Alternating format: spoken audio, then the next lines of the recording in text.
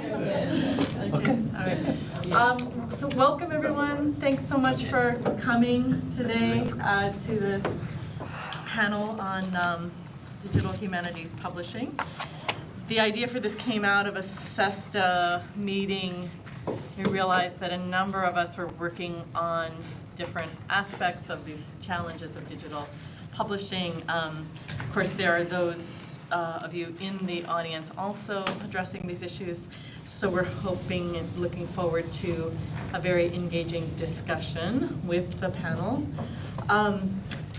Let's maybe go through and do kind of quick introductions, starting with our discussant, Molly. I'm Molly Taylor-Poleskey, and I'm a graduate student in the history department. I'm Mark Algee-Hewitt. I'm the co-director of the Literary Lab, and I teach in the English department. I'm Matthew Jones. I teach history of science and technology and computational history at Columbia. And right now I'm writing a book on the NSA. My name is Nick Bauch. I'm a postdoctoral researcher here at CESTA in geography. And I'm Nicole Coleman. I am the academic technology specialist for CESTA, which means I'm both part of CESTA and part of CIDR within the library, which is the Center for Interdisciplinary Digital Research. And I am known here as the research director for Humanities plus Design at the labs at CESTA. I'm Alan Harvey. I'm the director at Stanford University Press. So we're going to get started actually with Alan because it seems to sort of make sense that maybe we'll move from the press, university press level sort of issues to the more specific. And I want to make sure that we stay on time because we're very fortunate to have Matthew here from out of town, and we don't want to run out of time. But I'm thinking Matthew maybe will go last because of the nature of your work being kind of looking at data, so data mining of data mining in a sense. So we'll start with Alan, and then Nick Bauch will talk, since Nick's project is the sort of flagship project of the Stanford University Press's new initiative. If you don't know about that, there are flyers out on our front entry desk about the digital publishing initiatives for interactive scholarly works, and you'll be hearing about that a bit more from Alan. So we'll go from Alan to Nick, and then Zephyr, Frank, hopefully will be joining us within this time. He had another commitment that came up, but then we'll go to Mark, and maybe we'll put Matthew and then we'll go last. That's okay. All right. Okay. Please. So tell me when I'm up because I have no time. Oh, okay. We'll keep track. I will. We'll give you the hook. So, as Nicole said, we have a new publishing initiative. I will borrow your leaflet. Did you say there's some outside? Good. Mm-hmm.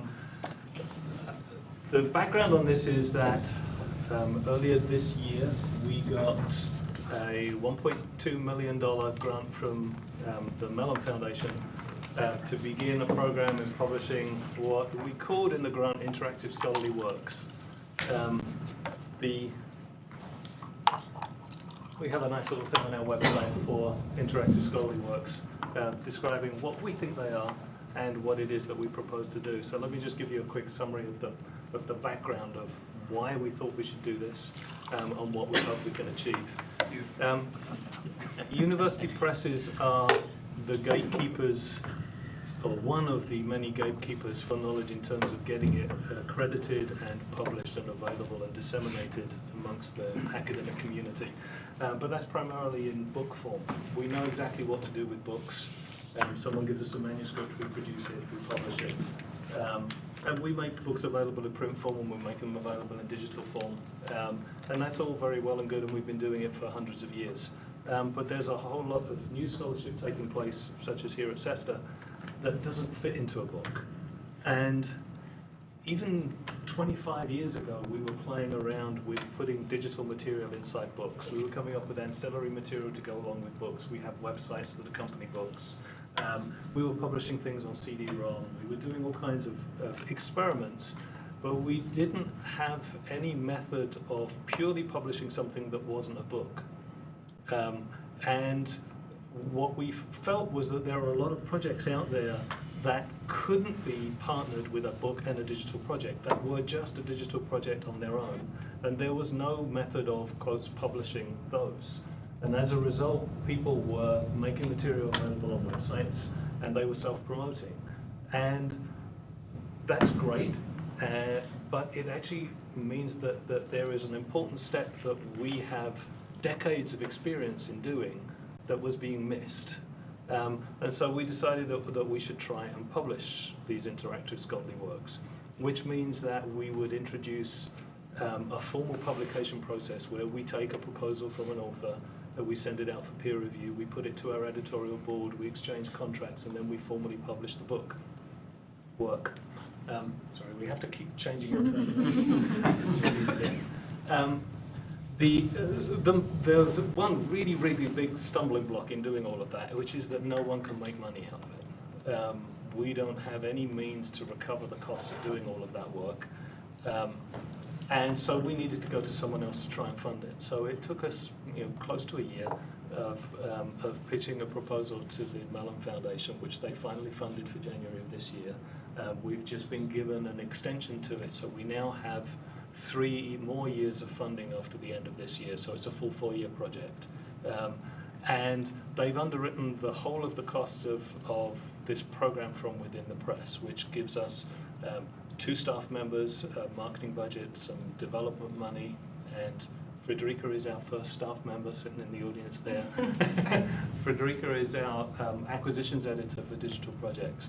And the intent, in addition to this sort of wonderful service that we wanted to offer people in terms of publishing this, we actually wanted to try and standardize some of what we were doing so that it made this process like the book process.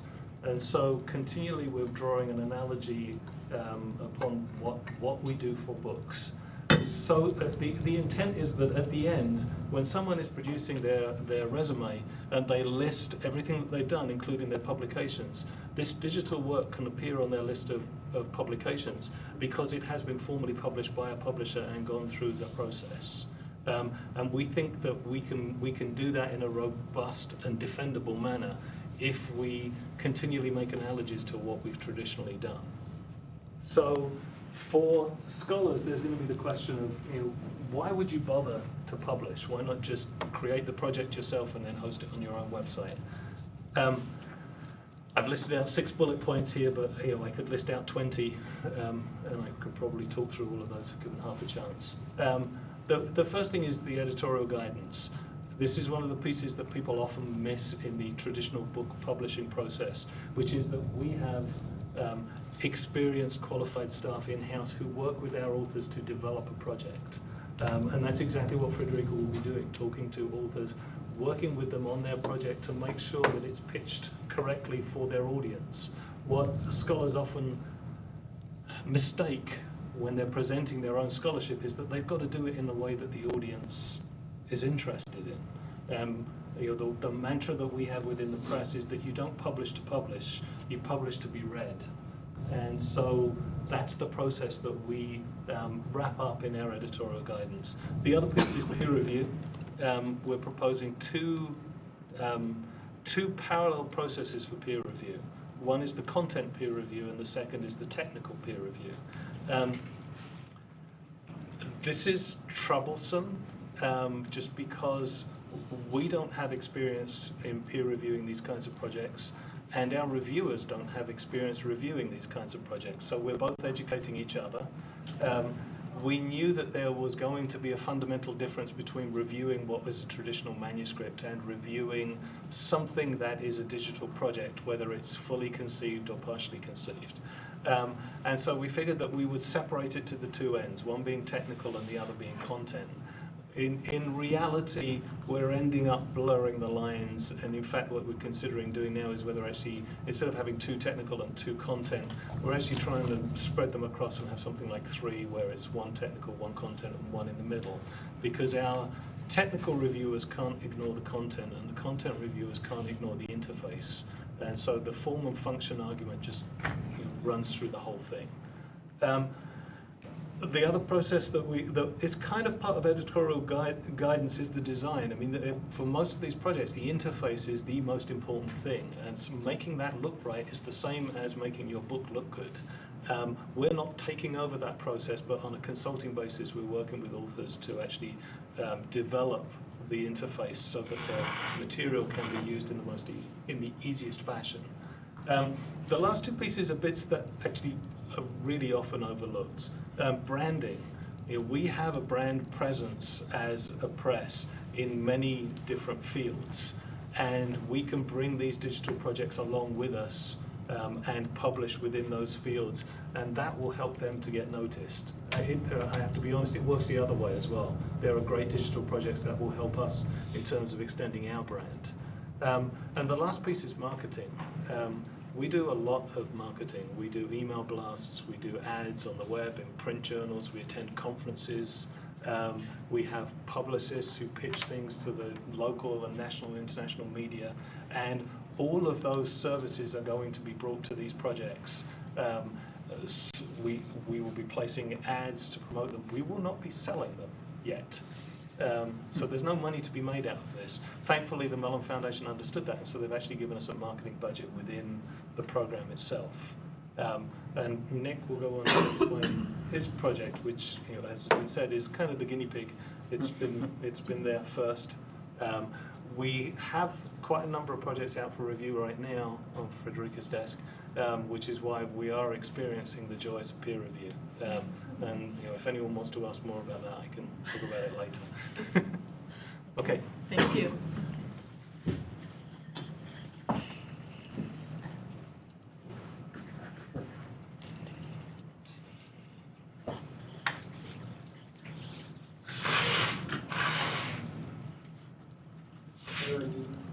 So the play button? Oh, there we go.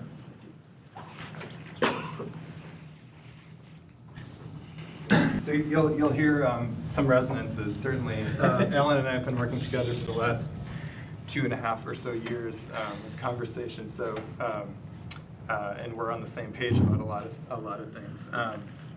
But my talk today, I titled "How Not Like a Book," and I chose this title for a particular reason, as I think it really nicely frames a great transition in university press publishing that really, as Alan has pointed out, is just underway.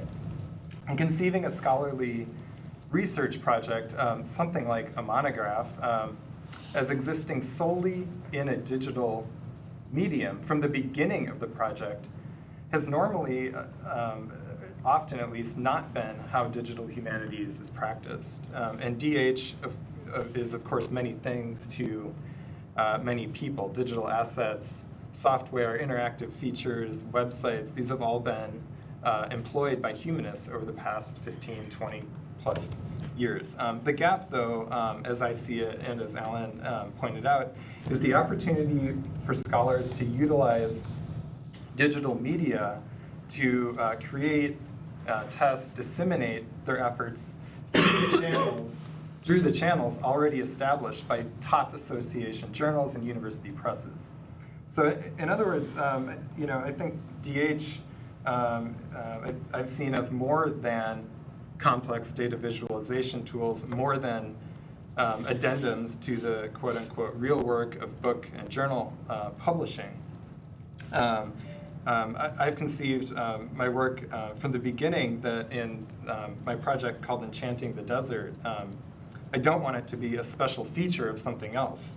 I want Enchanting the Desert to be the object of scholarship itself. So it's not an article, it's not based on a book or a dissertation or something like that, but it is a web application. So this is why over and over during the past three years of my efforts to publish a Born Digital project, as problems and questions arise, I've consistently asked myself, along with Alan and the press, this question: is there a parallel in book publishing for the particular problem at hand, or is this something entirely new? And I think, the short answer is it's always helpful to try to draw parallels, but you can't always. So let me reiterate that when I say digital publishing, I don't mean ebooks or a standard written text that's turned into an online kind of linear reader experience, but instead I'm interested in how interactive web technology can be fully executed in the name of advancing scholarly discourse. So just in the rest of my short talk here, I want to posit that in forging a model for peer-reviewed digital publishing, we have to build from the established book publishing models already in place. That is, we need what I think of as the DNA of book publishing as we mutate into a new form of publishing. Having said that, how not like a book? How are things different? The first thing I want to talk about is peer review. Alan talked about it a little bit. So I wrote a lengthy prospectus for my project that in some ways did parallel a typical book proposal for a university press. For example, I spelled out the main arguments, why the geographical or historical content and methodology would advance this particular field. But as I was writing it, the prospectus took many turns away from the standard formula for print books. These included what the digital assets should look like, so actually putting this in the proposal. The user experience kind of algorithms, like if the user clicks here, then this thing happens. If the user clicks here, then that thing happens. Simply lists of things that I've built in programs like Illustrator, like the artwork for the project. And importantly, the digital techniques that I used in making Enchanting the Desert. So I want to come back to some of this issue in a minute when I talk about design. But for the moment, just direct your attention to this section, competing titles. I'm extending this idea of the peer review. So when I started to imagine the people who'd be reading the prospectus and making judgments on its suitability for publication, I realized what would become eventually a recurring theme in how this was not like a book.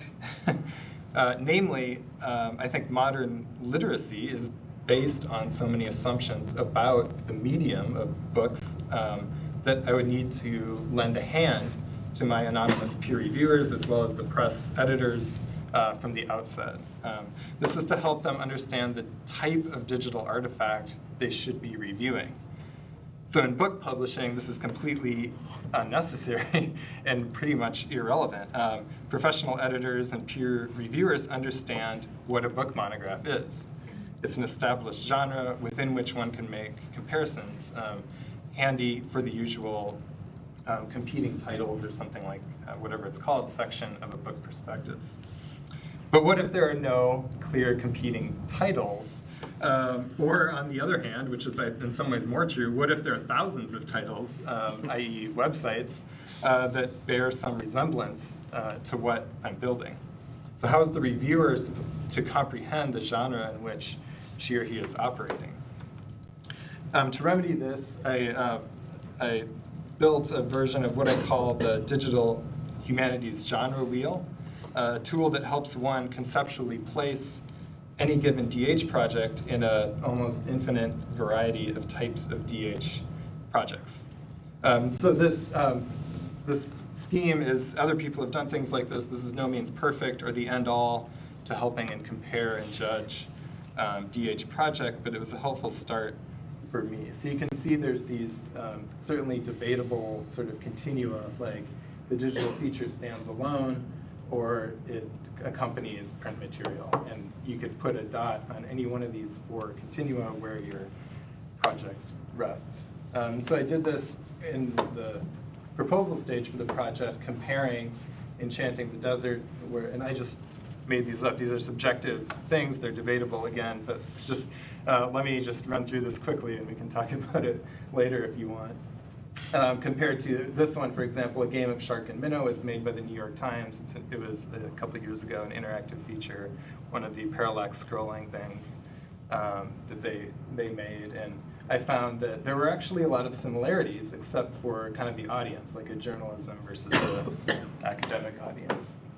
This project, Battle of Gettysburg by Ann Knowles, is by contrast, Ann is a historian, academic geographer, historical geographer.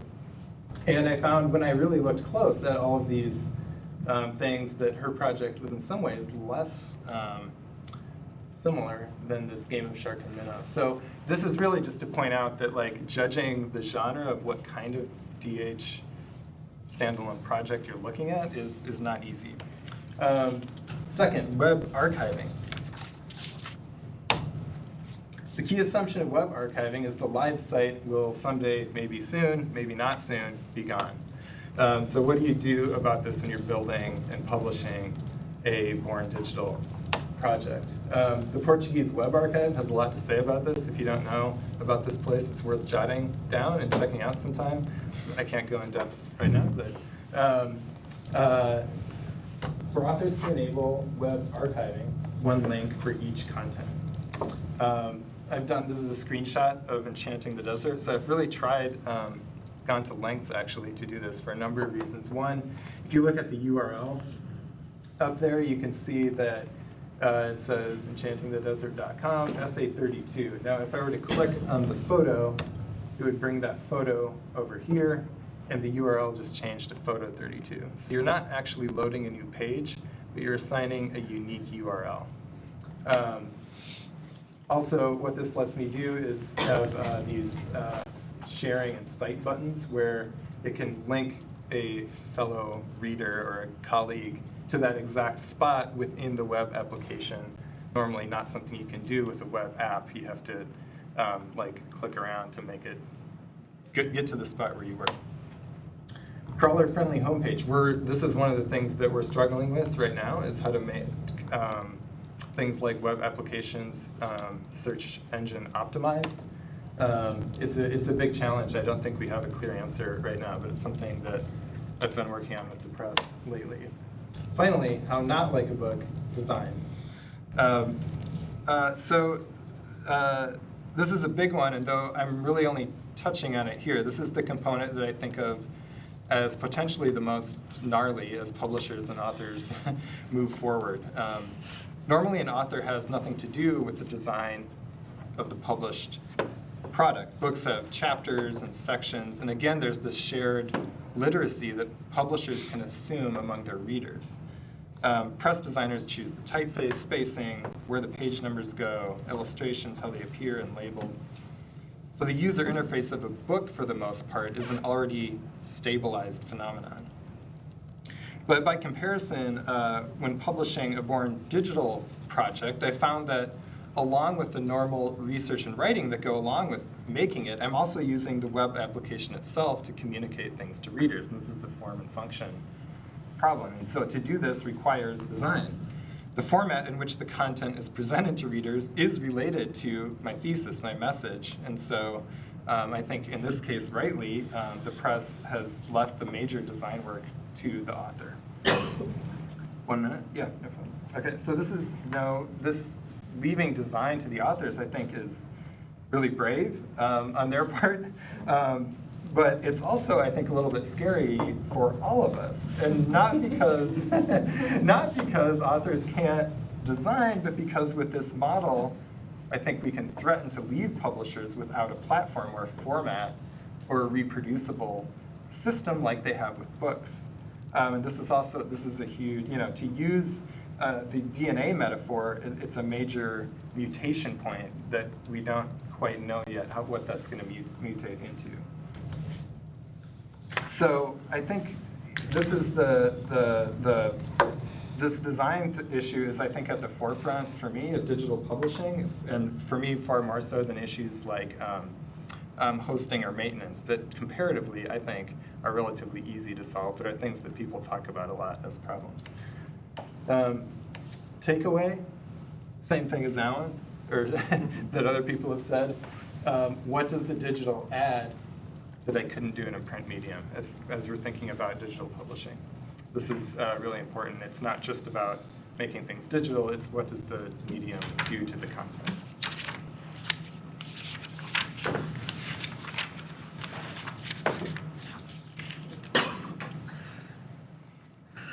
you need a screen? Actually, if I could show and tell a little. that I would think, let's I was grab gonna that ask if table I maybe could behind you. grab the edge and how to do that too. Not that I have an impressive show, but visual aid would be useful. And then I think we need to pick another from the panel, is that right? Oh, Is that of you? Do you know? yes, I don't know how to do that though. Okay. I think I can do it. If anyone knows how to do it, jump in. Sorry. It's you. Oh. It's all about the source. So that's Yeah. what that what it looks like. I believe that's Yeah, but that's amazing how that looks. No.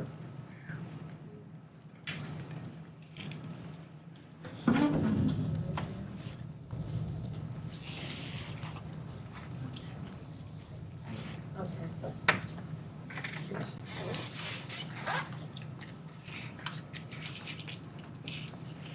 Yeah. There you go. Yep, that's it. Success. Thanks for your patience.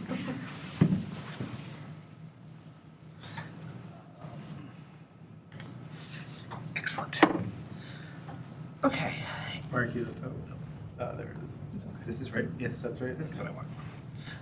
Make it smaller, but perfect. All right. So in many ways, when Nicole asked me to be on this panel, I had hesitations. Partly because my experience in digital publishing is, as a young scholar, somewhat limited, but also because the type of digital humanities research that I do means that the outputs of the scholarship and the research that I perform and that the Literary Lab as a whole performs looks far more like a traditional scholarly output than something like Nick's Enchanting the Desert. That is, it has not occurred to us for any reason to create an interactive website for anything other than research purposes. The presentation of our work, we feel, fits very much the scholarly model of the article, the monograph, and what? And therein is exactly the point at which I said, well, maybe this is something I can add to the discussion, because the history of the pamphlet series at the Literary Lab is illustrative of many of the challenges that we face when trying to bring this new area of research to bear, even when the output seems like it should be something that fits into the models that we as humanists accept as traditional scholarly objects. And in sort of narrating for you or a brief overview of the way in which we have come to the place where we are, that is, creating the pamphlet series and having it go through the transformations that it has, I want to raise two issues and not at all solve them, because I have no idea how to solve them, but simply raise two issues having to do with the unique demands of digital humanities, that is, digital and computational work of this nature in the humanities. And that is, one, the question, meaning, advantages and disadvantages of peer review, and two, what do we do with the collaborative model of scholarship when it comes to publishing? In the beginning, and by the beginning I mean 2009, before my time at Stanford, so in some ways I'm narrating a bit of prehistory here. The Literary Lab, convened by Franco Moretti and Matthew Jockers, embarked upon a series of projects which endeavored to leverage computational methodology to say something meaningful about literary, historical, or literary critical questions. Their first project, Quantitative Formalism, asked the question, what can the application of algorithms that cluster works by single words tell us about the history of genre? With the project completed, after a laborious process involving 6 different researchers, some of whom remained at Stanford, some of whom were external, the results were written up collaboratively and collectively in a group and taken to a well-known journal who had expressed some interest to members of the research project in publishing this object as an article. And it was sent off, and that was all very well and good. And it came back with the notes. This looks like something we'd very much like to put in our journal, except there's far too many diagrams, so we're going to have to get rid of most of those. You can maybe have one or two. And two, what do we do about the fact that this is a multi-authored thing? We need some order of authors. To which the lab responded, thanks, but no thanks. Understanding, I think, quite intuitively, that a large part of the research itself lay in the diagrams and in the evolution of the visuals. Not to mention also that the lab is built upon a collaborative model of scholarship, one that assumes that all members of every project offer something to the whole, and therefore any kind of ordering of authors or sub-selection of authors for the purpose of creating a citable imprint was doing a disservice to the project and to the research. And so the decision that the lab came up with, you can see an example behind me, is to publish what we call the pamphlet series. The pamphlet understood at large, not just as a self-published article, but instead as a generic object that is somehow different from the other kinds of scholarly productions that come out of the humanities. It's not an article, it's longer than an article.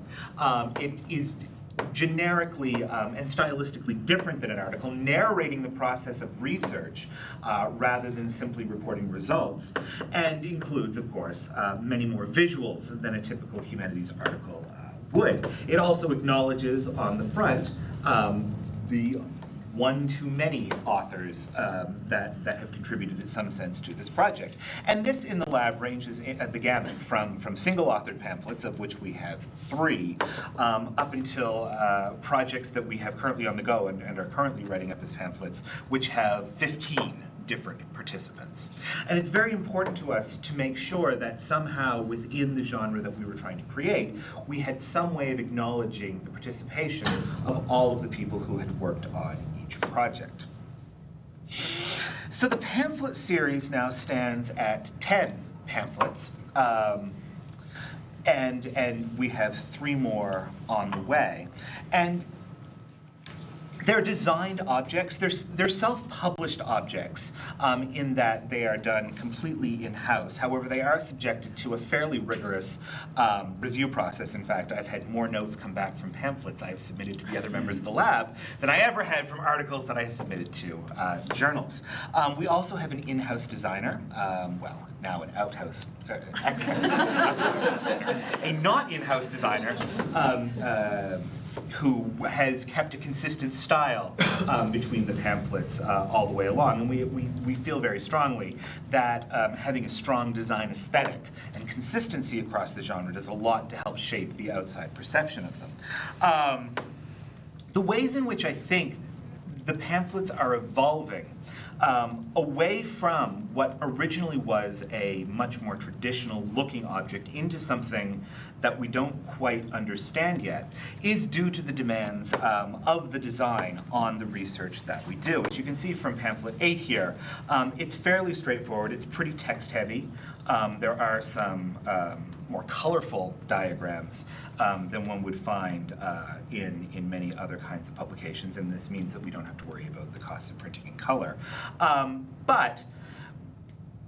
But the research itself is fairly straightforward, up until things like this, for example, which caused a lot of consternation. How do we put a chart like this in a pamphlet and have it be sensible? How do we retain the sensibility of having the diagrams next to the text that describes them? These kinds of design questions have become more and more difficult across the years. And so we've actually just gone through a redesign process.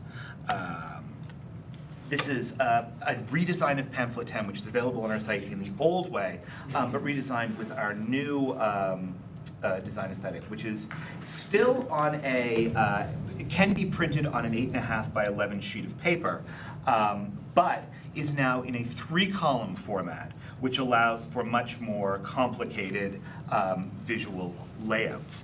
And one of the things I want to highlight is the way in which these have tried to meet the demands of the various ways in which we imagine people interacting with our objects. Moretti, who still co-directs the lab with me, is very insistent that people be able to print them out and read them in hard copy. We have other members of the lab that have very much insisted that these should be legible and readable online. And we're still in the process of trying to tackle this, and this latest redesign has been a step in that direction. But it exposes that even for products that are text-based, or that are much more straightforward publication-based than interactive, there still remains a number of challenges based upon this kind of work. And as I said, the two things that this brought forward very much in our discussions is the question of collaboration, one, and the question of peer review.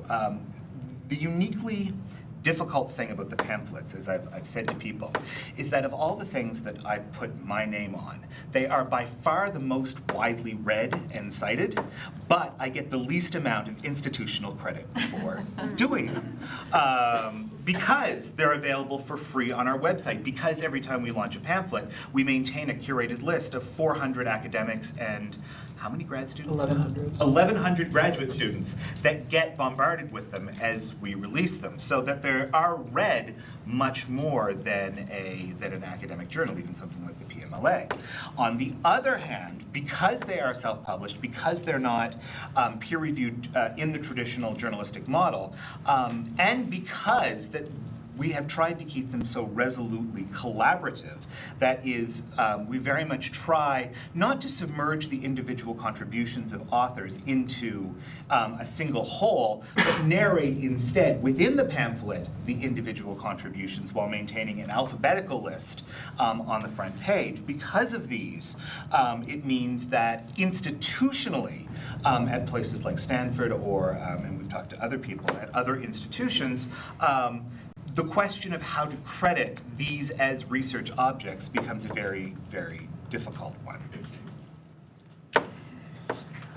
You know, I'm going to return to our original plan, take the liberty, and let you close us out instead. If I can grab this. Absolutely.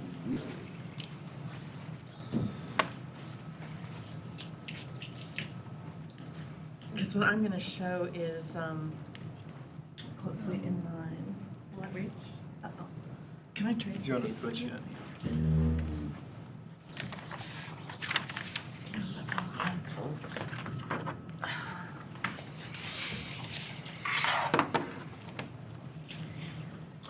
All right. So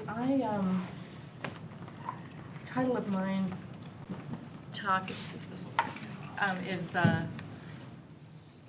peer review and the dislocation of digital publication, which, as you know by now, is a common theme across this. And dislocation of digital publication precisely because, as you're hearing, digital publication takes so many different forms. So I'm going to share yet another form and talk very, very specifically about just one aspect of how we might think of what are the scholarly products that result from a digital publication. So let me just close this for a moment because I'm going to show it to you live, and I don't want you to be too distracted, let you be distracted by this scene instead. So what I want to share is very much a work in progress. This is from Mapping Republic of Letters project, something that's been underway for quite a while, and now is being considered for publication in American Historical Review. So what form will that publication take? So we're talking about now journal publication. It's digital, so it's a little different than what is the traditional print, but it also falls within print. So all of the articles that will be part of this panel of different, within Mapping Republic of Letters are essentially print, right? So they're going to be made available online, but they could just as well be made available in print.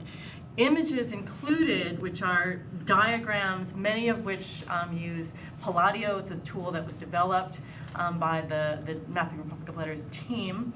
Some use another application, Jeffy, and others use a kind of homegrown visualization tools that we develop. They will all involve then these graphic images, but they're static. And why are they static within the context of the article? That was, the decision was made to do that precisely because the visuals are an argument, right? So it makes sense that they would be static and not open to interpretation, not open also just simply fooling around, right, and having a reader distracted by being able to interact with the visuals. But at the same time, there's a need and an interest to actually see, well, what are the tools and how can we understand the tools that were used to produce these visuals? So we came up with this idea that you've got a print publication or equivalent, right, that could also be made available online, but then also visualization, the visualization itself, something that's interactive. It's so pieces of Claudia working interactively. And then, so that would be maps, graphs, things that you can scroll on the timeline and see how these things work. And I guess, let me give you I'll show you what it looks like. But then also, very, very importantly, so this is example of the visualization aspect. This is Giovanna Cesarani's project. We won't look at it in detail, but just to give you an idea, so these are inline interactive maps. You can see the data on the map updating as I scroll on this timeline. And when this is published, you'll get to go in and play around with it yourself. But what I want to focus on here is this other part of it, which is the data. So we would have this visualization tool that's interactive, but also a link to data.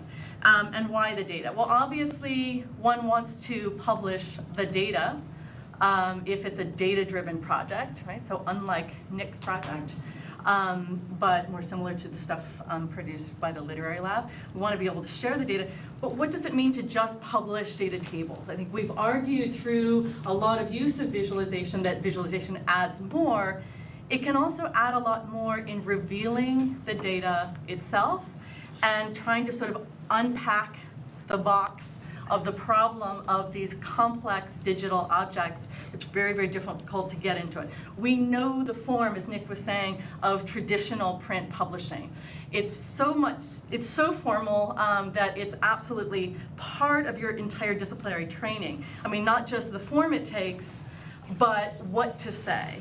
What's the conversation, right? But when we turn to visuals, that's a much more unfamiliar territory, and then the data as well. So this is an example, a kind of live shot of just that one piece.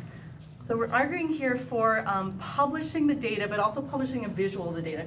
What this is a live poll from data tables, and at the top what you see is travel, people, and places. So again, this is Giovanna Cesarani's data tables, and what we see with travels is that there are 626 records, right? So a table with 626 rows, and then with people, 69 records, places 130. And what that just gives you is a quick snapshot view of the relative size of these different tables. That's it. And then below that, what you see are the tables sort of flipped. So what you're seeing down as a kind of column view are actually the column heading. So those are each one of the dimensions. And if you are familiar at all with Palladio, it will be clear what these little boxes are. Those are simply identifying where there are special characters that might need to be flagged. But that's not what I want to show you now. What I want to show you is this, which is we're building on a project that was called CSV Fingerprint, which is a way of mapping the table of data itself. So what we're looking at, we've got 3 different views on this table. Right now, this is mapping errors and gaps. So in gray, you see cells that are filled. In white, you see cells that are missing data. And then that red is flagging a mismatched value. There's no complex real algorithm to say why that is flagged. It's simply that we are able to identify, and this obviously can be corrected by the author, the different data types. So those colors correspond to different types of data, and I'll show you the legend and what that means.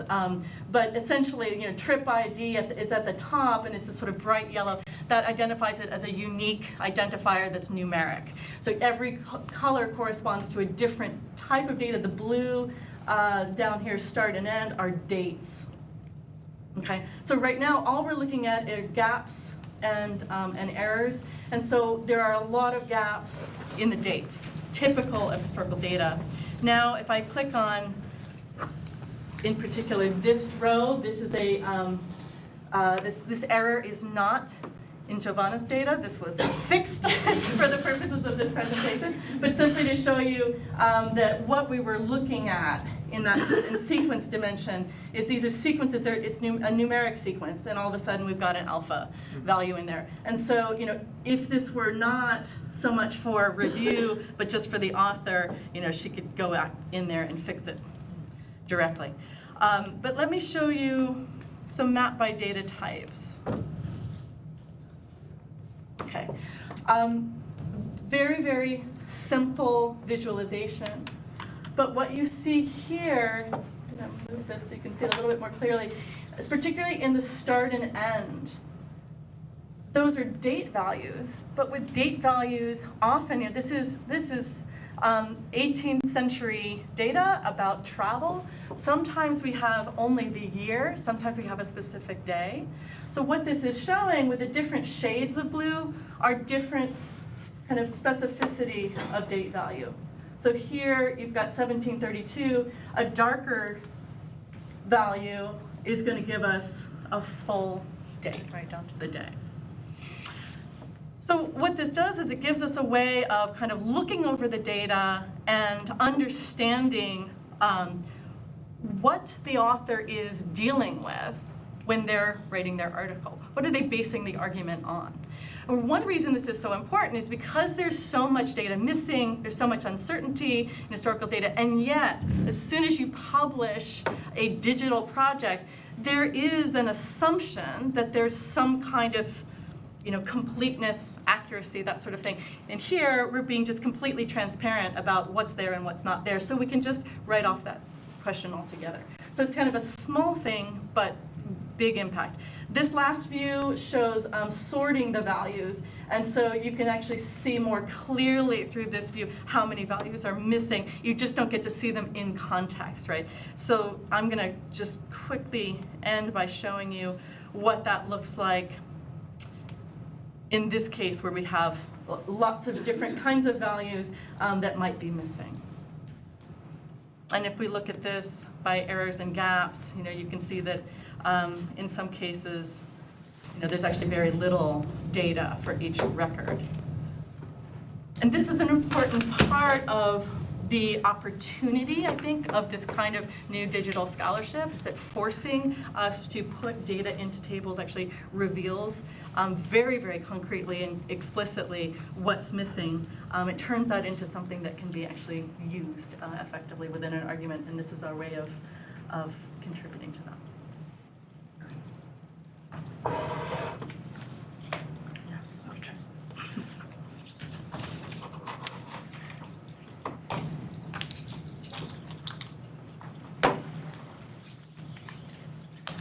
Great, so excuse the grandiose total. I had to answer an email in the middle of the night.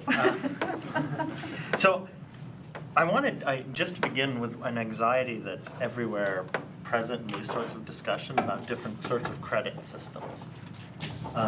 And I think it's important to note that we're in the midst of these, and those of you who will be going on to, being in tenure-track positions or non-tenure are going to be living in this tension. And I think it's worth being very upfront about this. It's something that's going to be navigated. I mean, the obvious one I'm just going to call the traditional humanities academic credit system. Let's make this a little bigger.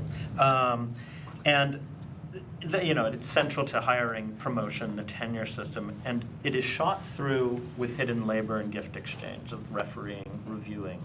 It is an essential part of that process that is both credited and uncredited is essential, and it has particular certification vectors. I'll call them university presses and journals, and there's a very granular hierarchy. So you'll be, is a Festschriften as good as a peer-reviewed journal and article? No. Fortunately, we tend to be insulated from quantitative measures of the impact of journals, but that is sort of a dominant model of these sorts of things. And it's also, and I think this is not something that is articulated enough, but there's lots of necessary but not sufficient technical labors that are essential to succeeding in this. Like being good at footnoting is an essential practice. It's never going to get you tenure unless you're in a very strange institution. It's an essential technical practice, and it takes a damn lot of time. It's essential to the epistemological answer of the system.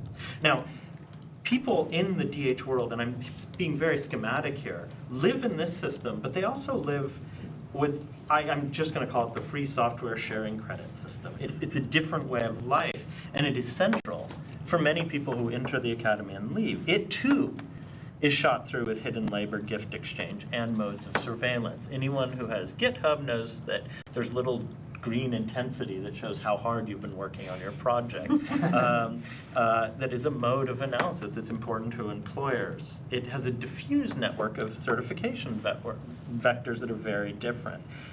And technical labors are celebrated, and in some cases might be sufficient. I think almost all of us who are in some way involved in DH live in these worlds in different dimensions, and they pull us in different ways, and I think that's important.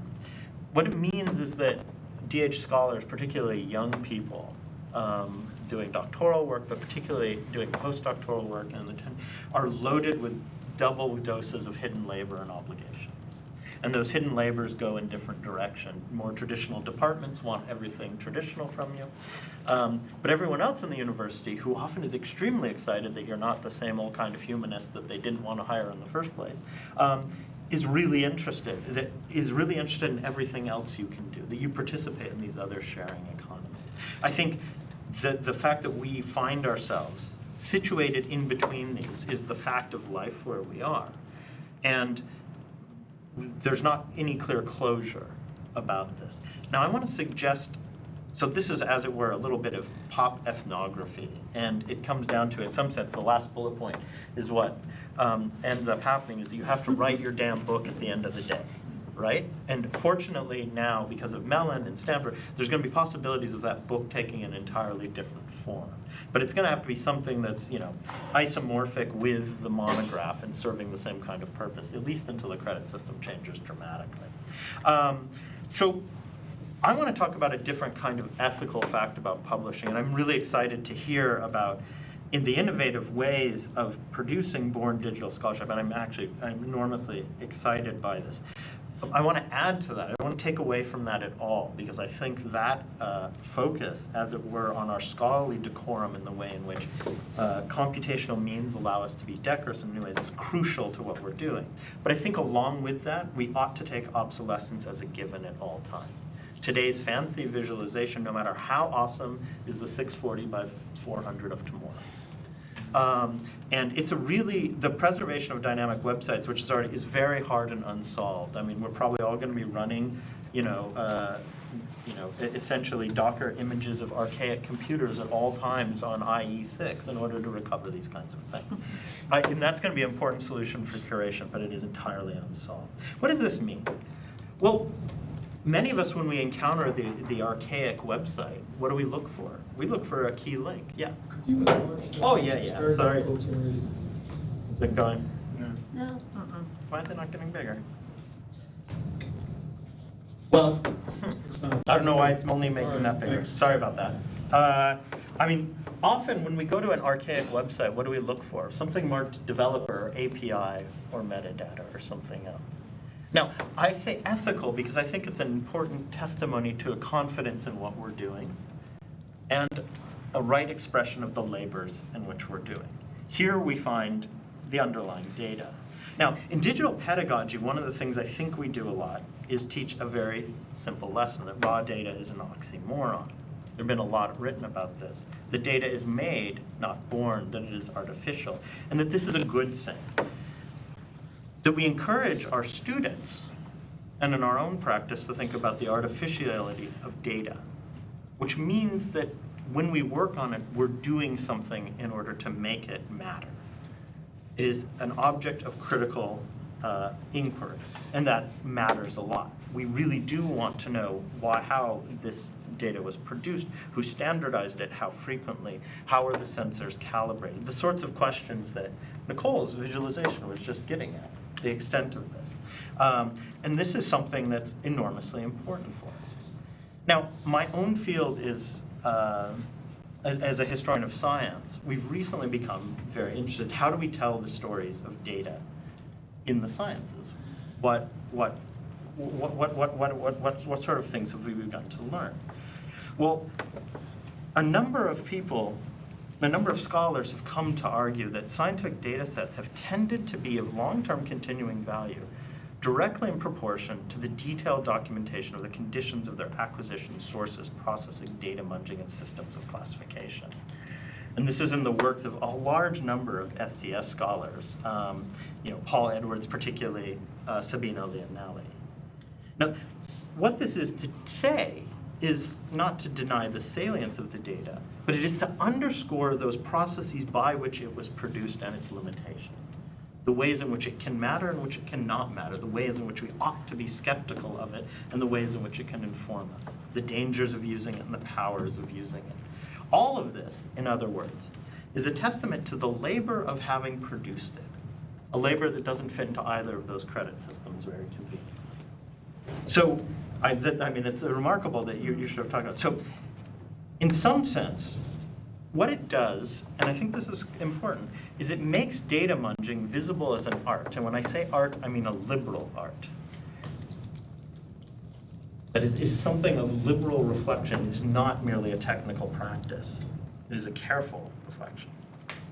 So what I've done then is made life even harder for young digital humanities scholars. The hard truth is that the tools of erudition 50 years ago or now are necessary but rarely sufficient receiving credit in the academic value system. And little formal academic credit accrues in these sorts of processes. And there's a long precedent of this in a large number of disciplines in which there are technical practices that were essential for grounding the scholarship and answering epistemological worries of the validity of the claims. Diplomatics, the creation of editions, chronology, genealogy, paleography, numismatics, all of these these are rites of practices. But typically they were burdens on top of that crucial burden of yielding the holy monograph by which the credit system was going to work. We're in a similar place today. But I think the making visible, the reflection that is required, and the labor that is required to produce the data upon which we can now do sorts of things, is to reduce the danger that digital humanities might be seen as atheoretical or merely technical, as dangerous, as inadequate to the rest of the humanities, that digital humanities practitioners are not positivistic intuitions. And it seems to me it's a middle-term strategy, not only for the preservation of what we do, but for the eventual transformations of the two credit systems. And above all, it allows us to, I think, illustrate the many ways in which our concern is not to be guided by the technology, but to be giving the law to the technology such that it can aid us, both in looking at new kinds of problems as well as answering questions we couldn't do before. So the point here is not that the end-all and be-all should be the production of your data and the metadata about it, but that it's a central part of the process, and it's part of an understanding of computational work in the humanities or social sciences as being fundamentally a classical liberal art. Okay. Thank you. Well, fortunately, our director of CESTA and also director of Spatial History Project has arrived. And would you like to jump in? Okay, sure. I apologize for coming late. This event was booked half an hour before another event appeared on my calendar that I absolutely couldn't get out of. But anyhow, delighted to be here.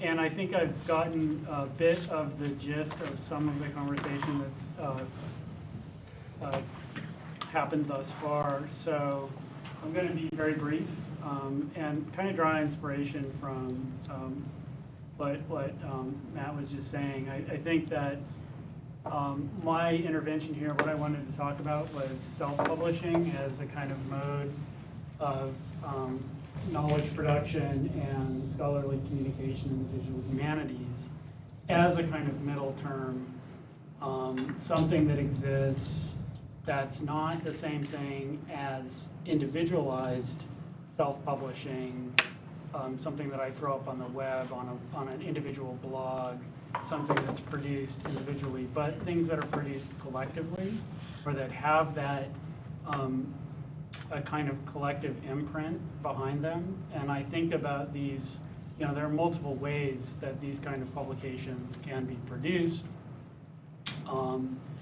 But, and you can think of the pamphlets that the Literary Lab puts out. You can think of visualizations on the Spatial History website.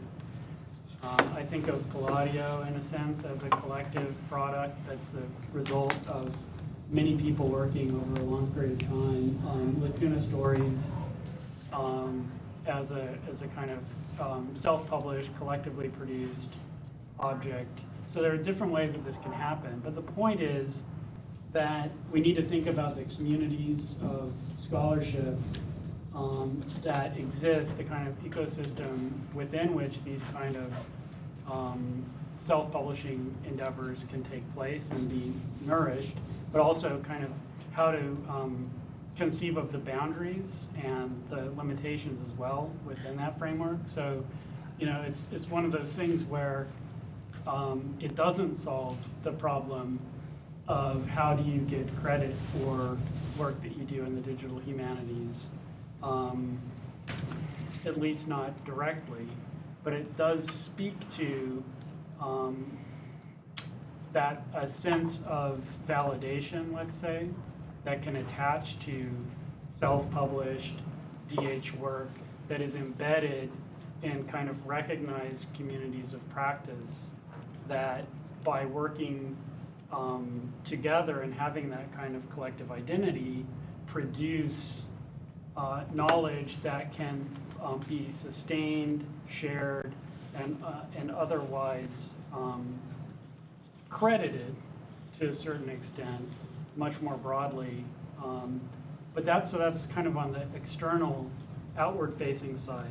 But I'm just as excited about this on the kind of inward-facing side. So as individual scholars, when we produce DH work that we wish to share with others, how do we know whether what we're endeavoring to share makes sense, passes muster, has been appropriately vetted?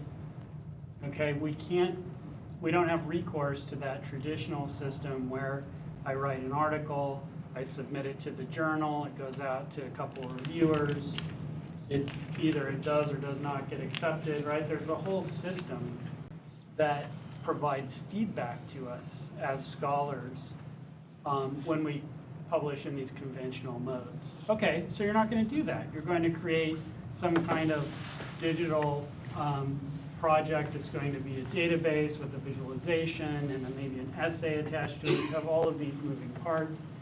And there are very few venues that you could submit this to, and particularly if it's very much rooted in your disciplinary interest that might be, you're not a DH scholar, but you're a literature scholar, or you're a historian of 19th century Brazil, or what have you, right? So the community that you're trying to address with your scholarship is not the same thing as the community that's somehow engaged in, committed to the digital humanities. You need a way, nevertheless, to work within that DH community in order to have some sense of whether what you're producing is of high quality and to get the kind of feedback that you need as a scholar to do good work.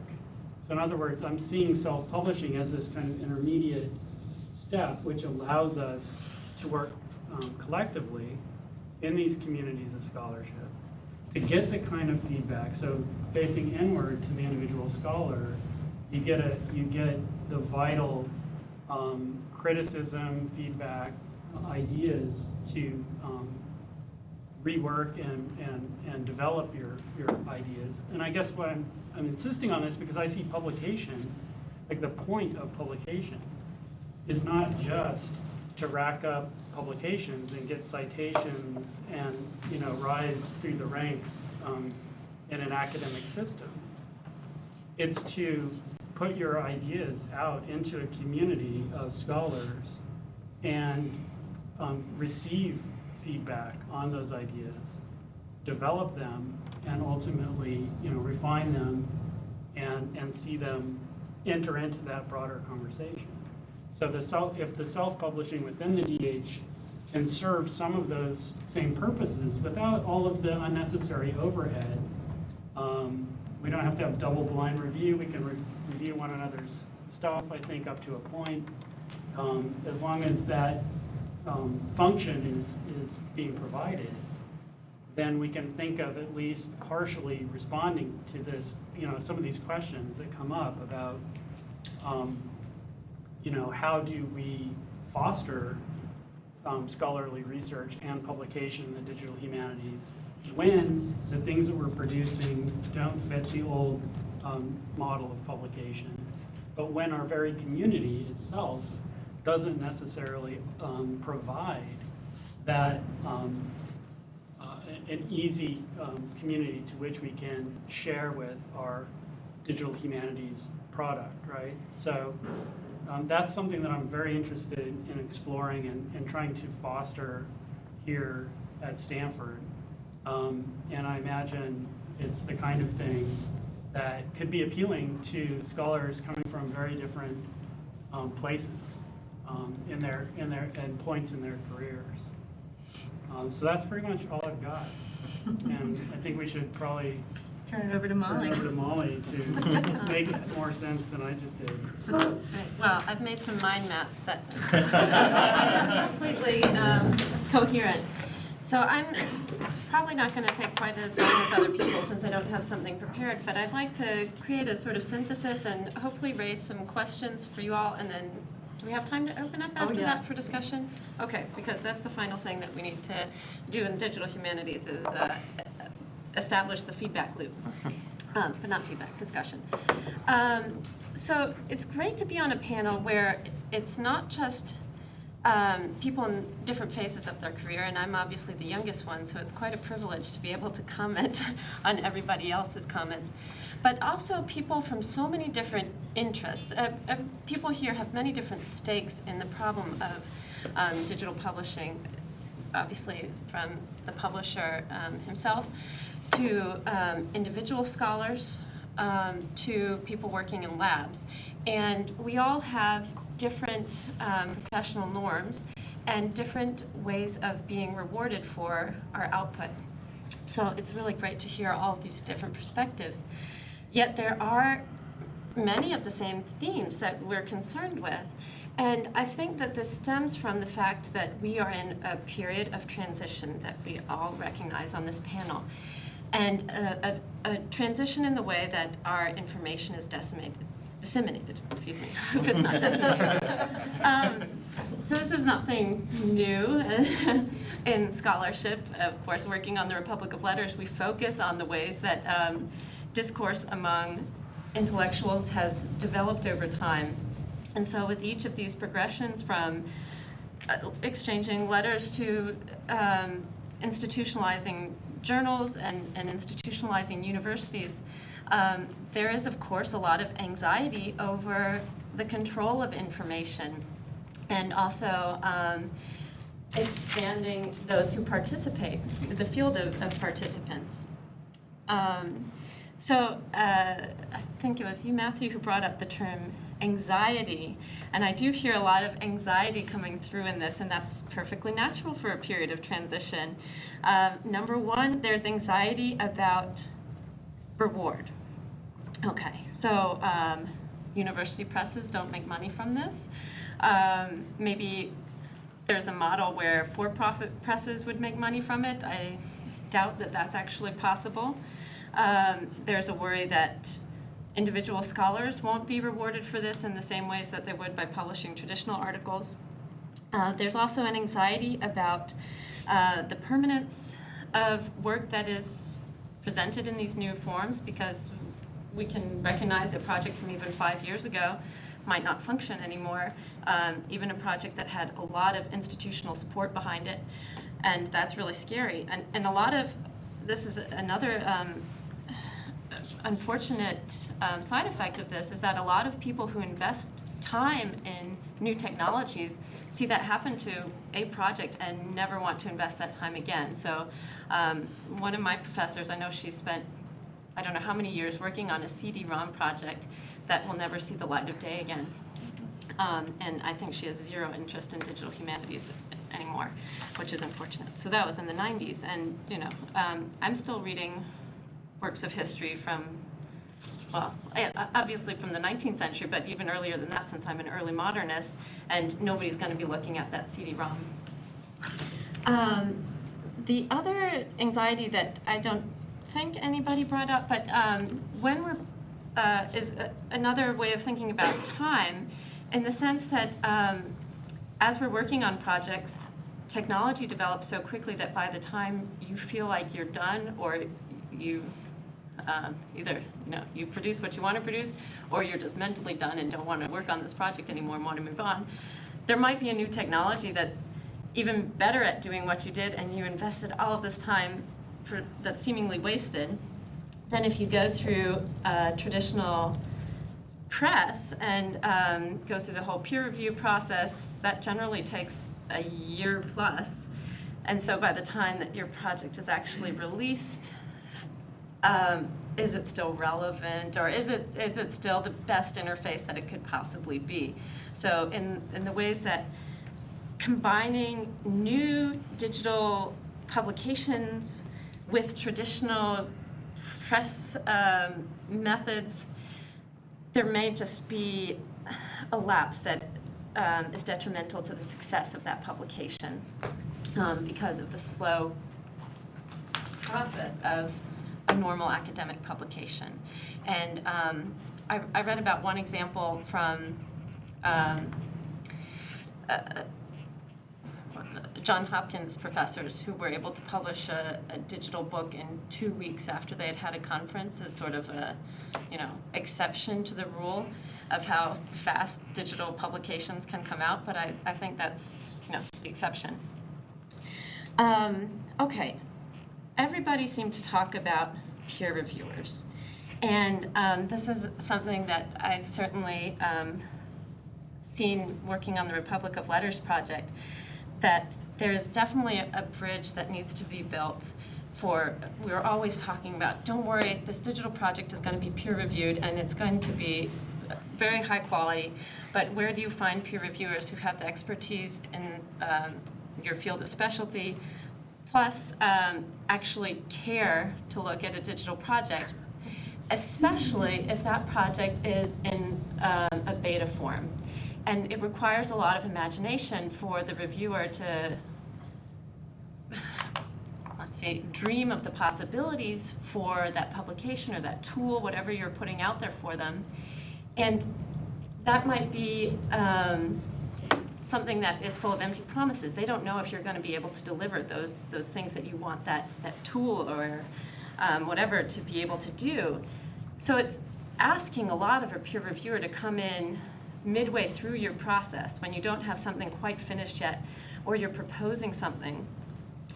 And it is sort of a generational thing as well.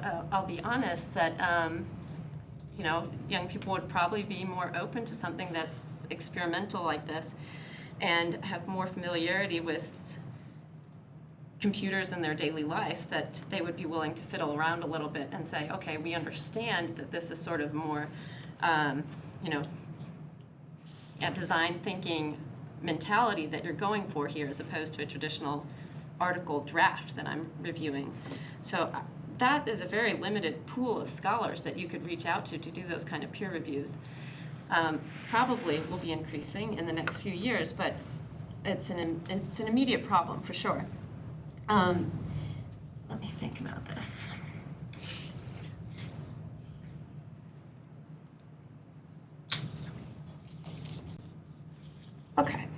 So, let's get over the storm and drang of all of this. That is very scary stuff and real problems. But let's talk about the silver lining here.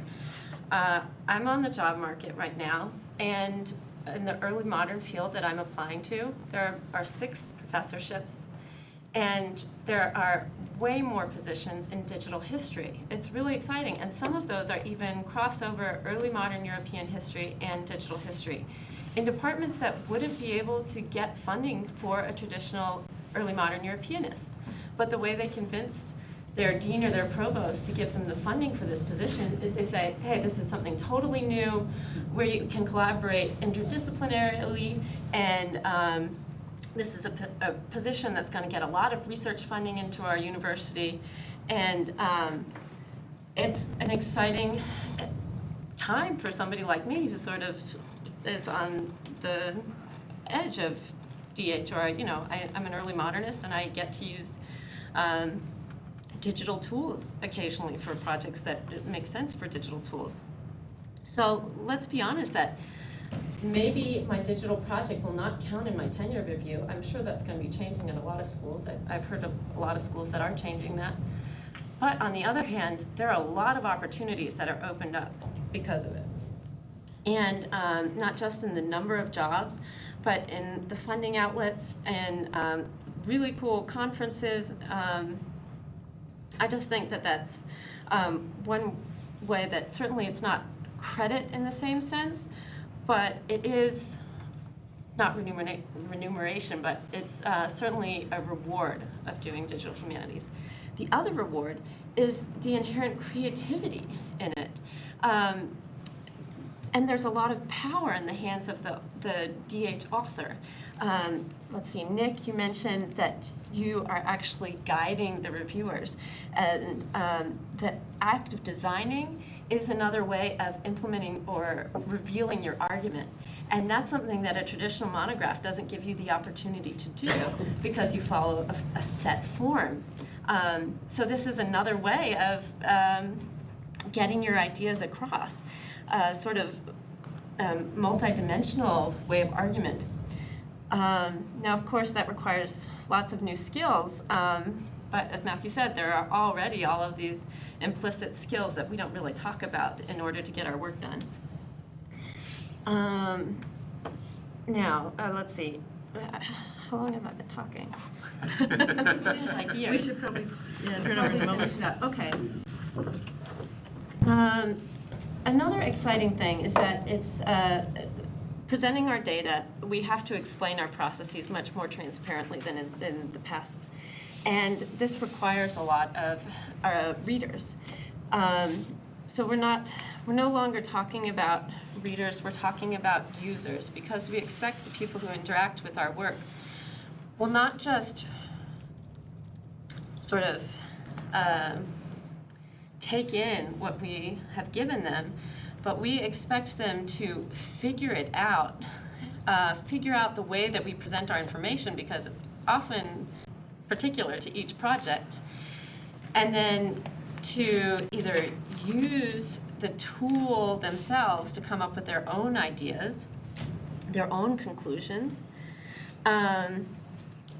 or in other ways, like spend the time to read the charts, figure out what the different symbols mean. So in the same way that we're asking a lot of our new peer reviewers, we're also asking a lot of our readers or users, however you want to refer to them. So I send out a plea that when we produce these projects, that we provide our users with a lot of guidance and clear instruction. And I just hope that we have readers who are dedicated enough to invest the time and mental energy it takes to approach every single project in its form, which every single form is different for these things right now. And accept that the ways that they have expected to approach scholarship are being thrown out of the window. And so every single time they approach a project, they don't have the standards of where's the introduction, where's the conclusion to approach it. They really need to just say, okay, how do I read this at all? Okay, so I will end there, and I wish I had a good question to start off on, but maybe I'll just open it up to conversation if that's okay. Dan? Yeah, I just wanted to pick up on something you said, because I think that maybe it would be helpful to sort of relieve some of the anxieties that that both Mark and Matt were talking about. Is that, you know, riffing off Bourdieu, one could say that there's a certain kind of institutional capital that you can get from publishing in some places. But there's other kinds of capital that help advance your career. Some of that you could just call it sort of more generic research capital. And I'm thinking of the way that, you know, Ben Schmidt came to be known. You know, these were just self-published, you know, pretty cool D3 visualizations on his website. And, you know, he actually kind of single-handedly managed to shift the discussion about the crisis in the humanities based on a better analysis of data.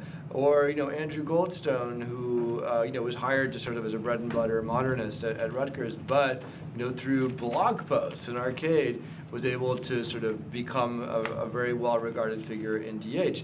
I think, as Molly was saying, you know, yeah, maybe this isn't sort of what at a particular moment in your career gets counted as being essential, but it can have incredible effects for your career in terms of just name recognition, and, you know, and even when it comes time for tenure, people will be reading not only, you know, what you did, sort of the pound of flesh you extracted to get tenure, but, you know, within the context of this much broader publication. So I think there's a sort of hopeful story here to tell too. That's not just about, you know, old-fashioned tenure committees taking too long to catch up with the, you know, reality of how people are publishing today. In any case, we're living in a new world, a brave new world. I'd like to make my comments in the form of an anecdote, a kind of story joke, you might say, I saw on Bill Moyers. Bill Moyers had the famous hip-hop artist Jay-Z as a guest. And he said to Jay-Z, listen, Jay-Z, I got something for you. And Jay-Z is the kind of guy who's like, what could you have for me, right? He said, we have compiled all of your lyrics in a book. And he brought it out, and he gave it to Jay-Z. Jay-Z was unimpressed. I want to ask you, why was he so unimpressed? Although he masked it with, you know, professional guy, right? Why was he not impressed? Anybody want to venture an answer?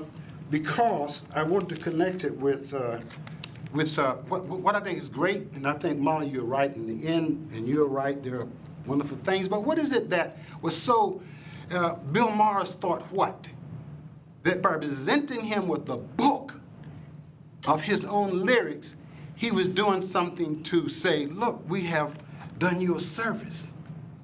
And why was Jay-Z not impressed? Come on, class, why was he not impressed? Why? Because the impact of hip-hop depends on its orality. Exactly, because it doesn't matter. You got to remember that what we have here is merely an extension of print technology and writing, which is why there are not many black people here, except me, but that's because of the leadership of Zephyr and Salinas and Jason, who have encouraged me to present my topic, which is the topic of an oral poet, 19th century early modernist, George Moses Horton, unknown to the world, but who was a black man, a slave, and who recited poetry that was written down and is now proved to be great poetry.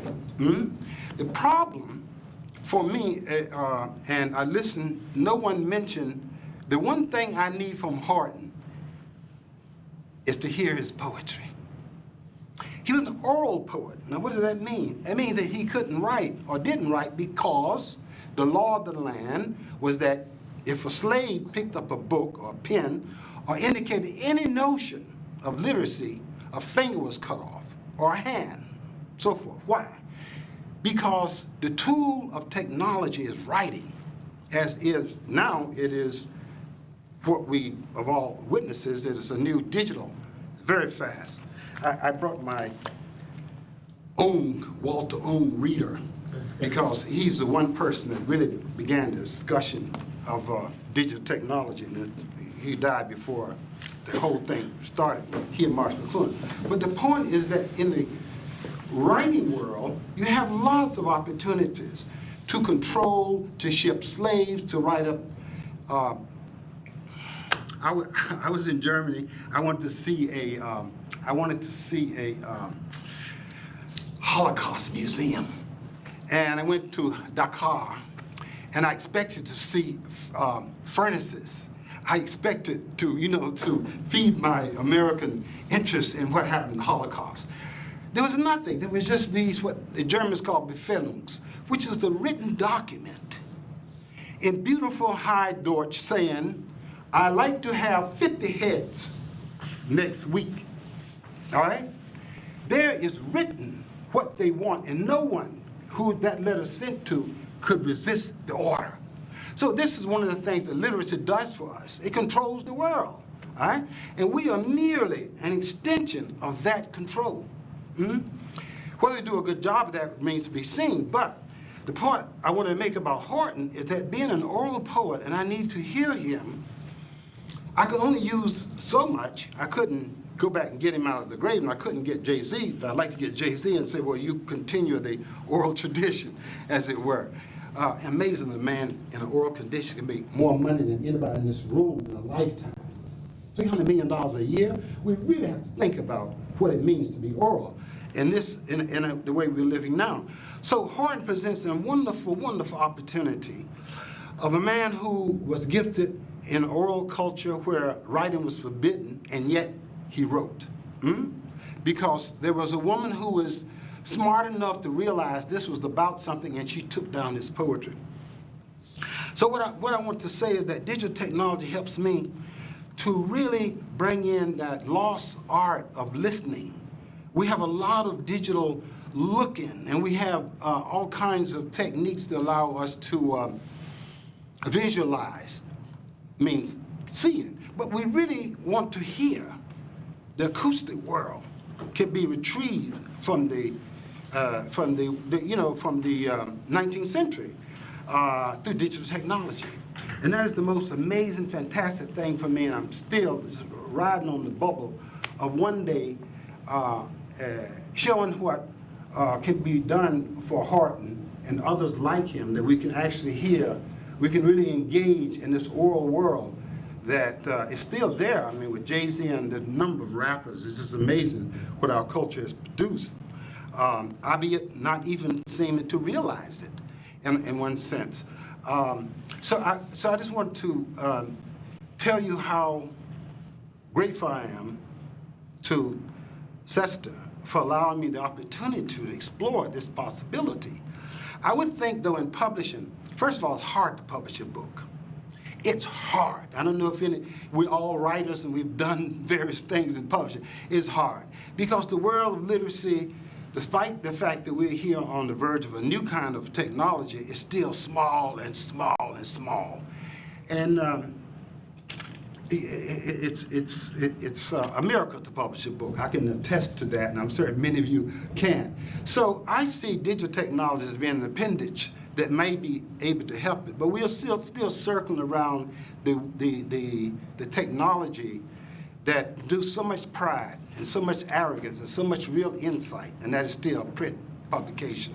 As evil and mean as it can be, it is still such a powerful tool. But I would think that with Stanford, you'd be able to do two things at once. You'd be able to explore what you outlined as a book, but also to, Zephyr is suggesting that we use it as a laboratory, in which it is, because when I make my presentation on Horton, you will see there are things that I missed, but you'll hear things. When you hear something, the data is so precise. It's much more precise than writing. Although, again, we know that writing has the great empire. the great power. But I think maybe we could do two things at once. That is, explore it through digital technology, explore what we're writing, and then publish it. I mean, publishing it, I'm seeing that I'm learning a lot about how to write the life of Horton by doing the exploration of his voice and what it sounded like and how he engaged the white students of North Carolina, young men, by saying, I'm a poet. Are you a poet? Well, let's get together then. And so that was a communication that's very powerful that I didn't know about when I started the project, that now because of digital technology as kind of a laboratory, I can see how to write a book about Horton. I mean, a book that, you know, reflects some of the things that's lost with writing. I'm sorry about the length at which I'm going, but you can see in my speech that I'm excited about this. It's very important.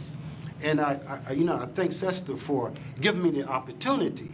But again, acoustic, what we're hearing, I think we're still blind by the impact of literacy. I mean, our biases have taken that form. Thank you. Yeah, thank you, Cecil. And actually, if I can just throw in a couple more lobs, some more in there along these lines. I mean, there's the acoustic, there's sound, and then there's also the representational, which is non-textual, which of course could relate to things like, you know, maps, which often have text and are decoded as text, but could also be representational. But I guess just to add to this mix, because we haven't really talked about it, but I think Nick, your project most eloquently responds, right? Which is how does the arts, how do the arts intersect with the humanities in this DH publishing world in ways that push us beyond the text, beyond counting words, which is great. I love that. That's what I do. But kind of going to, and so I guess just to kind of follow up and add to Cecil's question, what are some of these other boundaries that we're trying to cross? And I don't know, since I came late, I'm just asking stupid questions that have already been answered. But like, Nick, I just think of your project. I think Alan has a... Yeah, and maybe I got about Alan, 10 answers. Yeah, so I'll stop there. But I think this is an important set of questions where we're, when we're discussing, what are the affordances of publication within the digital humanities? How do we define, the boundaries there and what's in and what we're actually trying to do? So, over to people who know what they're talking about. So we can't do smell or touch, yet. They'll kill the historical drama. We've deliberately not set any bounds on what we're going to publish, whether it's the style or the subject. If we just restricted it to the subjects that we specialize in at the press, that would have been unnecessarily limiting. We have a number of projects at early stages of discussion are out for review, and I don't want to sort of give too much information about things that may or may not end up being published. But we already have one that's on an oral poetry tradition out for review. That will be video, sound clips. It's linked by text that analyzes the poetry. It's in a language that cannot be written, so that's why it has to be an oral tradition. And so we're definitely pushing in that direction. We have other projects that are visual projects where it's based around an image, albeit an extremely large image, where you zoom in on particular aspects of it and discover more information about them with overlaid text. So we're trying to push the boundary of everything that we can do. And we're open to any suggestions for what else to look at. The caveat that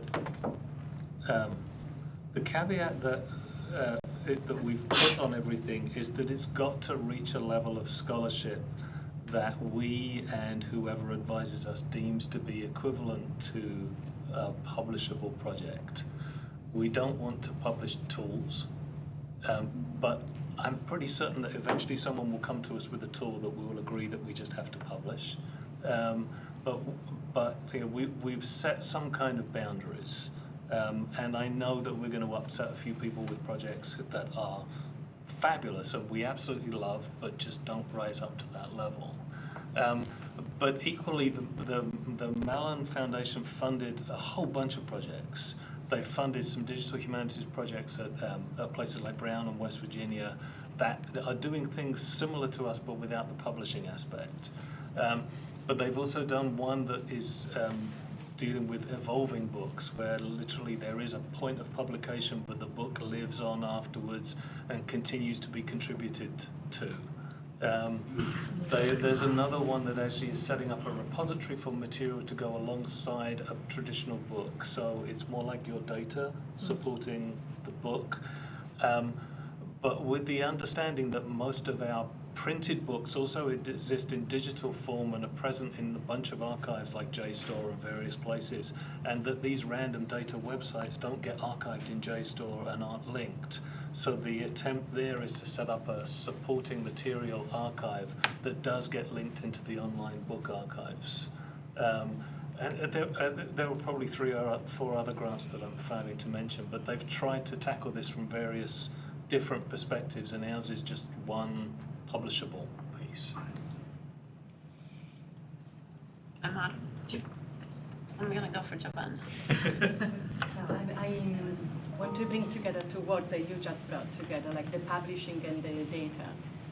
In the Math and Public of Letter publication that Nicole has shown, there is also this moment that I'm finding very exciting to think with, but it's totally new as well. And so I wonder where it fits in this conversation, which is to publish the data that he's putting into the sample depository.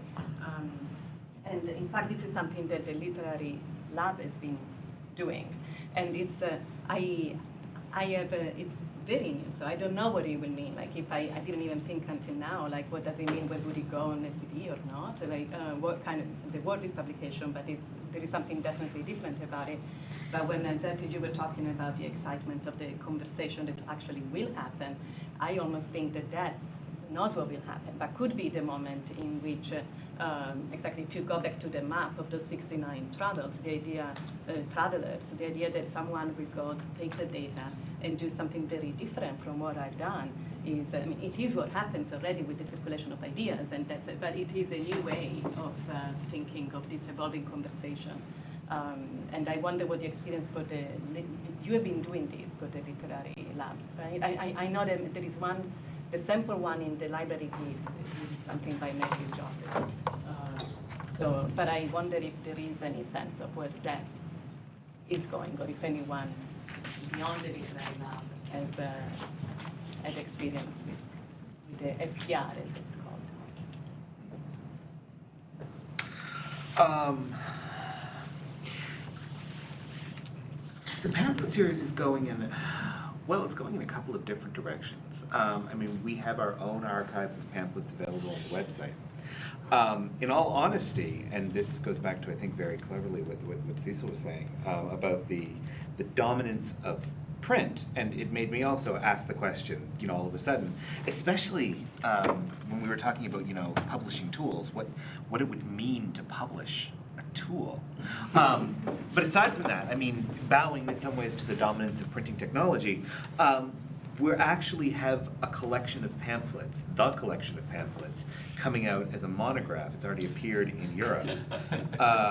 And we've been talking to a press in the US, right? So for us, there is still enough meaning within the presence of a monograph as a physical material object that does a certain amount of work in the world, that seems to be, at the moment, for what we've done so far, the kind of instantiation that we want to create. Moving forward, that's still very much up in the air. I think, Mark, a two-part of what Javon is asking about is the issue of the corpus that you all have been building, right? So what happens to that? It's very different than within Mapping Republic of Letters, where you have individual small case studies And so each kind of set of data, as well as the defining schema, the model for that data, ends up being published and is very much, understood to be interpreted, as Matthew was, pointing out about this. This is data that's collected, gathered, and modeled in a way that's really about the argument. But the literary labs model is really different, right? Building this corpus, is it? Maybe I should pose that more as a question. What are your plans? What happens when you've worked for years and years and years building these corpora? What happens with that? You're not going to let me creative misunderstand that question.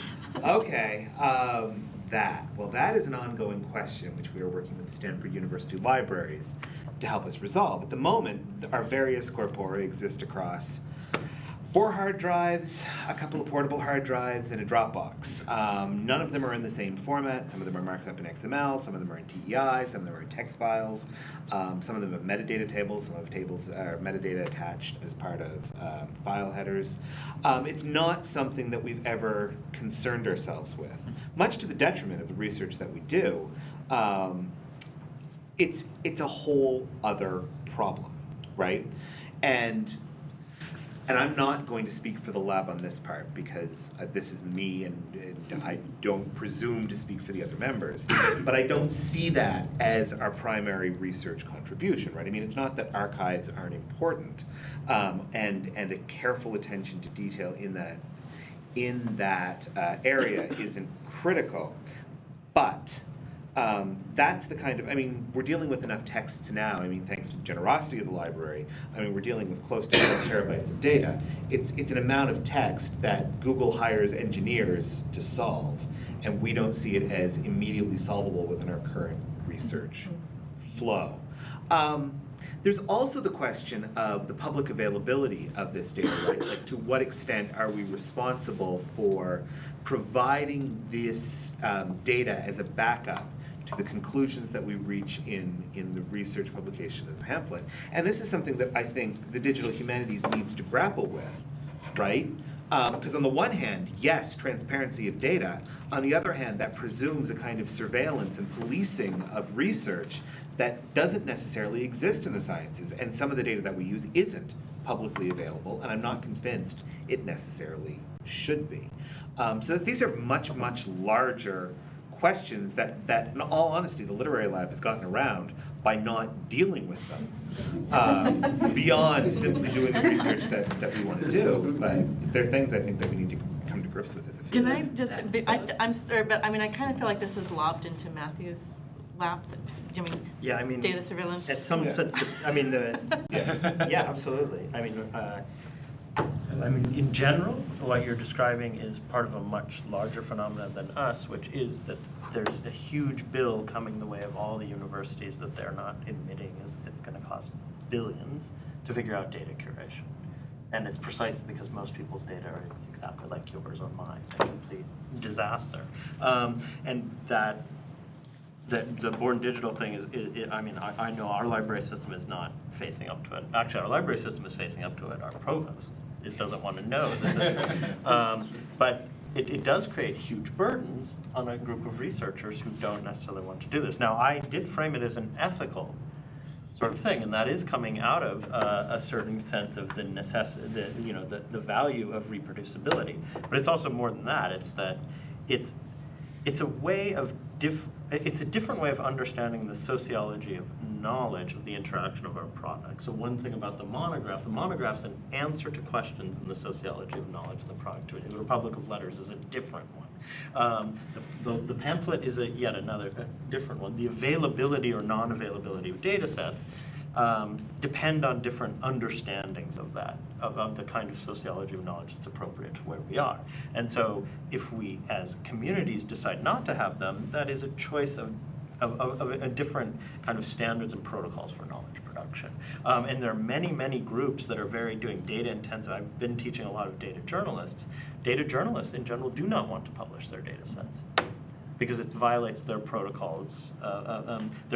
Actually, sometimes they do, their newspapers certainly do not. And it's a rare thing. So as I said, it's a choice of the different solutions to the problems of the production of knowledge that we're looking at when we think about whether we're going to invest the kind of resources that would be required. Okay, so Sarah, and then here in front. Related to that, when I was looking at Nicole's data modeling tool, I was so excited because I thought, oh, finally, this is absolutely fantastic, because a really common criticism of digital humanities projects are, oh, but this visualization could be just gimmicky. How do I know what data this is based on? This is a perfect way of us seeing the completeness of data. And I was thinking, oh, I really hope that Stanford University Press are going to accompany every one of their publications with this kind of lovely overview of the quality and the completeness of the data. And then I caught myself and I was thinking, wait a minute, why are we being so defensive here? I know that there is a huge spectrum of quality of DH projects, but you wouldn't be asking Robin Lane Fox for a data modeling picture of his archive for his latest biography of Augustine. So why is digital humanities and this might just be in this moment in time, are we being extra sensitive, extra defensive of the quality of our scholarship? And I think my question is to Alan, do you see this as going forward, this might just be a moment because digital humanities is in its infancy, that we are needing to justify the quality of our work now? Going forward, can you see a day when we don't have to do that? Or do you see perhaps traditional publishing borrowing data modeling tools such as this and justifying your usual traditionally published monograph in a similar way?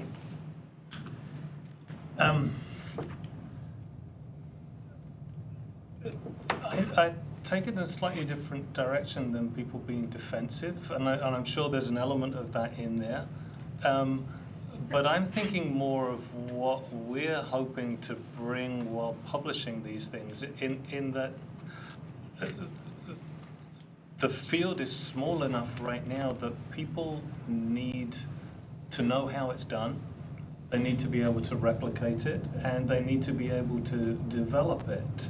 And so the availability of the data sets allows people to actually leverage what's already been done to do new work.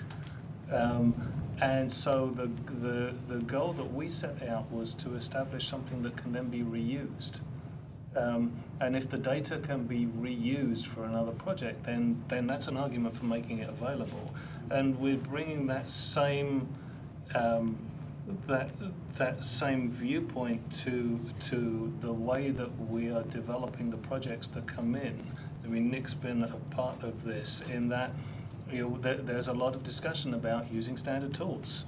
You know, it could potentially be the Wild West out there with everyone just using whatever tool is available on the laptop they happen to be assigned in the lab. Whereas if we can come in and say, actually, no, you don't want to use a WordPress site, you want to bring this over and code it in HTML5 this way, and that way we have a reusable platform for someone else to be able to develop the next project. And that's kind of what we want to do. The grant says that we will use open toolkits wherever they are available, and that we will attempt to impose some kind of standard on what we do. The extent that we achieve that will be dependent upon the authors. If I could just respond in terms of the, you know, I think there is, of course, there's generally a kind of anxiety about technology and whether or not these digital projects are legitimate and so forth. But this is not a response to that, the idea of visualizing the data. In fact, I was sort of trying to present this as it's just a very small, almost inconsequential tool in terms of the publication. But what it does, hopefully, is it just draws more attention to the data, right? Whereas the tables of data might otherwise be ignored because one doesn't know what to do with them. Here's a kind of way of making it a bit more friendly and accessible.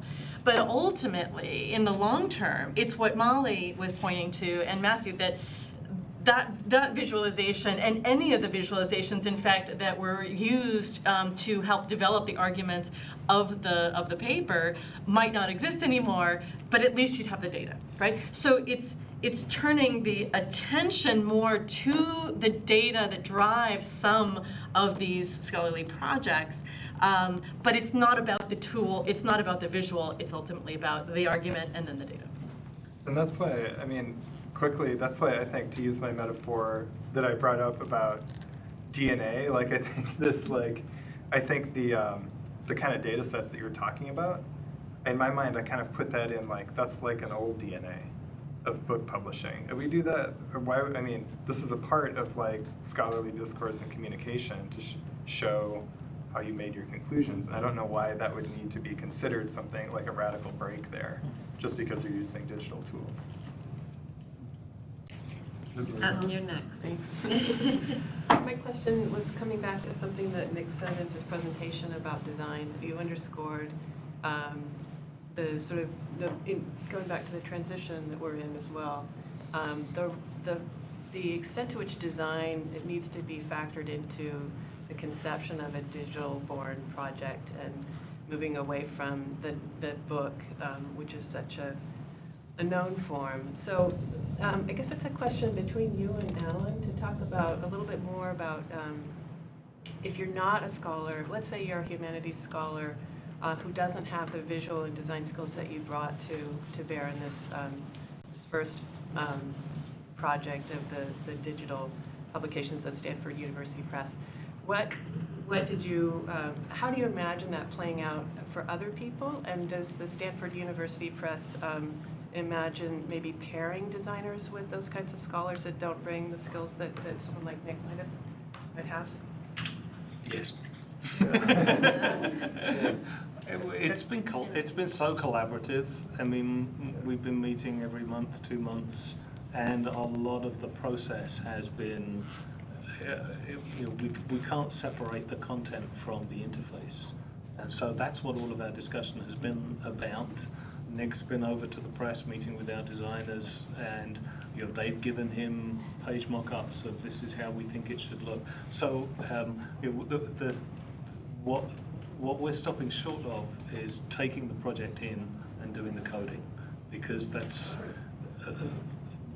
something that we're not properly equipped to do.